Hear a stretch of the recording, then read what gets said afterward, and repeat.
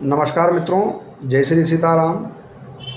बंधुओं, पुनः आप सभी का अभिनंदन करता हूं मैं इस चैनल पर, जहां पर हम लेकर आते हैं हिंदू मान्यताओं से संबंधित समस्त धार्मिक, आध्यात्मिक, वैज्ञानिक तथ्य जो इतने साधारण रूप में प्रकट करते हैं ताकि साधारण मनुष्य भी उसको समझ पाए। यतो धर्म ततो जय, जहाँ धर्म है वहीं जय है। इसलिए इसे धर्मम चर सत्यम वद, धर्म का आचरण कर और सत्य बोल, यही हमारा स्लोगन है। बंधुओं, आप सभी का पुनः स्वागत करता हूँ। नए हो तो कृपया सब्सक्राइब कीजिए, फीडबैक अवश्य दिया कीजिए।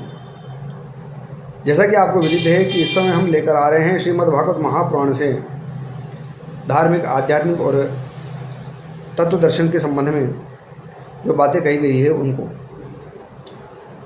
और इस संबंध में माया, जीव जगत, धर्म आदि के संबंध में हमने वीडियो भी पूर्व में प्रस्तुत किए हैं। अब आज एकादश स्कंद के 10वें अध्याय से हम एक विषय लेकर आ रहे हैं, जहाँ पर भगवान श्री कृष्ण उद्धव जी को यह बताते हैं कि जितने भी इस संसार के अर्थात लौकिक और पारलौकिक दूसरे संसार के जितने भी भोग हैं, जितने भी ऐश्वर्य हैं, वे सब क्षणिक हैं। और संसार के भोगों में भी जब हम सुख की बात करते हैं तो उनमें भी अंत में कष्ट मिलता है, और जो पारलौकिक भोग हैं वहाँ से भी पतन होने पर हमें नीचे आना पड़ता है। तो चलिए हम देखते हैं। तो भगवान श्री कृष्ण कहते हैं कि जो पुरुष, जो साधक मेरी शरण में आ गया है, अर्थात जिसकी मुक्ति की इच्छा हो गई है, जिसे मेरे लोगों को प्राप्त करने की इच्छा जागृत हो गई है, उसे कभी भी सांसारिक, लौकिक या पारलौकिक भोगों में नहीं उलझना चाहिए। भगवान कृष्ण कारण बताते हैं कि यह जो जड़ शरीर बना हुआ है, यह सब माया का कार्य है। स्थूल और सूक्ष्म दोनों ही शरीर माया के कार्य हैं। तो माया के कार्य अनित्य हैं। अगर हम देखो, अधर्म तो करना ही नहीं है, पाप तो करना ही नहीं है किसी भी लौकिक या पारलौकिक सुख को प्राप्त करने के लिए, किंतु भगवान श्री कृष्ण ये कहते हैं कि यदि उद्धव जी से कह रहे हैं कि यदि तुम इस संसार के सुखों को अर्थात लौकिक सुखों को प्राप्त करने के लिए धर्म आचरण करते हो, यज्ञ करते हो, हवन करते हो, अनुष्ठान करते हो और मन में सुखों की लालसा रखते हो, तो उसी के अनुसार तुम्हारी गति हो जाएगी। यदि तुम्हें इस संसार के ही स्थूल सुख चाहिए तो पुनः जन्म मिलेगा और जन्म और मृत्यु के अधीन रहोगे, और फिर जन्म और मृत्यु में जो कष्ट होता है, जो संसार के काल चक्र और माया से जो कष्ट होता है, जो भोगों के अंत पर कष्ट होता है, वो तुम्हें भोगने पड़ेंगे। और यदि तुम देवलोक जाना चाहते हो और देवताओं की आराधना करते हो, धर्म कर्म करते हो, तुम्हारा रजोगुण शांत नहीं हुआ है, सतोगुण में भी तुम्हारी आसक्ति है, तो निश्चित मानिए तुम देवलोक, गंधर्वलोक, पितृलोक आदि जाकर भी वहाँ पर नाना प्रकार के दिव्य भोगों को भोगने के बाद में भी जब उन भोगों का आयु काल समाप्त हो जाएगा तो तुम्हें बलात् इच्छा न होने पर भी उस परलोक से अर्थात देवलोक हो, चाहे सूर्यलोक हो, चाहे पितृलोक हो, चाहे गंधर्वलोक हो, चाहे ब्रह्मलोक हो, जैसे ही तुम्हारे भोगों की आयु पूरी हुई वहाँ से बलात् तुम्हें धकेल दिया जाएगा, पटक दिया जाएगा। कहाँ पटक दिया जाएगा? इस वापस इस स्थूल शरीर के लिए इस पृथ्वी लोक पर, मृत्यु लोक पर, जहाँ पर कि तुम्हें वापस जन्म लेना पड़ेगा, फिर वापस जन्म लेकर दुख और सुखों के अधीन होना पड़ेगा।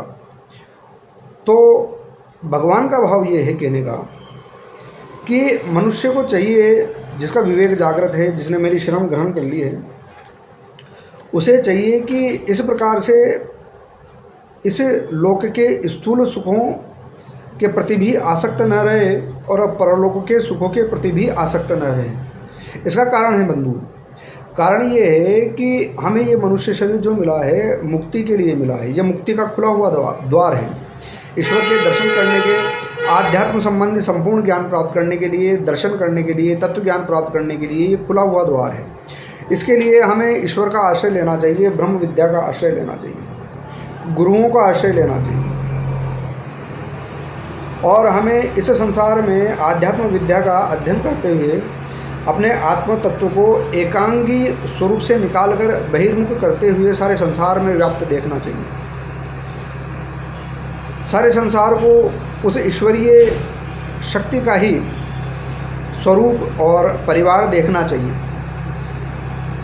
और उससे इस प्रकार से विचार करके सभी के प्रति निर्मल मन रखते हुए, संसार में भोगों के प्रति आसक्ति न रखते हुए, सदैव ब्रह्म ज्ञान और मुक्ति के भाव और भक्ति का भाव रखते हुए कल्याण की ओर प्रस्थान करना चाहिए। यही इस एकादश स्कंद के 10वें अध्याय में भगवान श्री कृष्ण कहना चाहते हैं। कारण ये है कि ये जो खुला हुआ द्वार मुक्ति का मिला है मनुष्य जीवन में, कहीं ऐसा न हो कि ये हमारे हाथ से निकल जाए। और फिर जैसे मान लीजिए आप अगर देवलोक को प्राप्त नहीं होते हैं, स्थूल शरीर पुनः प्राप्त करते हैं तो भी, और देवलोक को या गंधर्व लोक को या पितृलोक को या ब्रह्मलोक को या जितने भी अन्य लोक हैं उनको भोग कर कालावधि समाप्त होने पर पुनः यहाँ पर मृत्युलोक में जब भेजे जाते हैं और पुनः जन्म लेते हैं, किसी प्रकार से आपका स्थूल शरीर में पुनः जन्म होगा। तो एक तो यह बात सत्य नहीं है पूर्ण रूप से। यदि भी भगवान की कृपा हुई तो मनुष्य जन्म वापस मिलता है और श्रेष्ठ पुरुष के घर पे मिलता है, ऐसा भगवान कृष्ण का वचन है। पर कर्मों की गति को कोई नहीं जानता। हो सकता है हमें पुनः मनुष्य जीवन न मिले, हम पशु पक्षी बन जाएं तो हमारा जीवन व्यर्थ चला गया। हो सकता है मनुष्य जीवन मिल भी जाए तो हमारी किन के साथ संगति होगी, कहाँ हम जन्म लेंगे और किन लोगों के बीच में हम रहेंगे। क्या हम दोबारा परमार्थ के लिए और कल्याण के लिए, मुक्ति के लिए यत्न कर पाएंगे या नहीं कर पाएंगे। कर भी लिया तो विलंब क्यों, जब मुक्ति को ही प्राप्त करना है, जब अपने स्वरूप का ही ज्ञान करके उसे प्राप्त करना है तो उसमें विलंब क्यों ना हम इसी जन्म में वह उद्योग पूर्ण रूप से पूर्ण मनोयोग से करें। भगवान का यही कहना है कि तुम इसी जन्म में जो तुम्हें मिला हुआ है, तुम मेरे ही स्वरूप हो, मेरी ही संतान हो, मेरी ही आत्मा हो। ये सारा संसार भगवान की ही आत्मा है। तो तुम इसी जीवन में पूरे संसार को, ब्रह्म और माया के स्वरूप को ठीक से जान लो, संसार के स्वरूप को ठीक से जान लो और इसको जानकर, ब्रह्म विद्या को जानकर मुक्त हो जाओ और अपने परम धाम और परम स्वरूप को प्राप्त कर लो। यही भगवान का कहना है। जब भगवान जी ने ऐसे वचन कहे इसके माध्यम से, फिर उद्धव जी ने एक नया प्रश्न, एक नई जिज्ञासा की कि जब आप ऐसे कहते हो कि मुक्त हो जाओ और ये सब चीज़ें कर लो, बंध पुरुष ऐसा होता है, ये सब चीज़ें बताई, तो उद्धव जी ने एक नया प्रश्न किया। उसको हम अगले वीडियो में देखेंगे। तो आप सभी को ये वीडियो कैसा लगा कि जो लौकिक और पारलौकिक जितने भोग हैं वो सब मृत्यु के और नाश के अधीन हैं, उनके अंत में दुख ही मिलता है।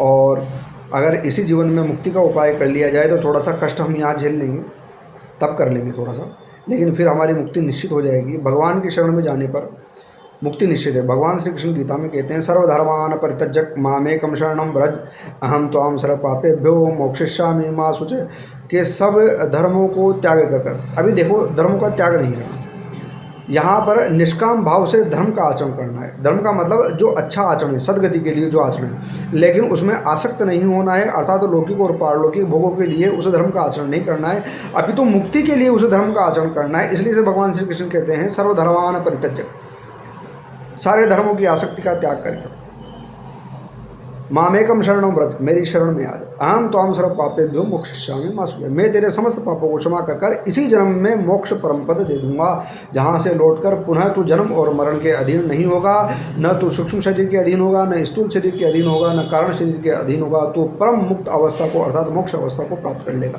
केवल्य अवस्था को प्राप्त कर लेगा। बंधुओं, आप सभी को वीडियो कैसा लगा कृपया करके फीडबैक दीजिए, शेयर कीजिए और टिप्पणी कीजिए, सब्सक्राइब कीजिए नए हो तो। कोई बोलने में भूल चूक या त्रुटि हो गई हो तो उन शब्दों को ध्यान रखें, वीडियो के मर्म पर जाएं। आप सभी का वीडियो देखने के लिए धन्यवाद। जय जय श्री सीताराम।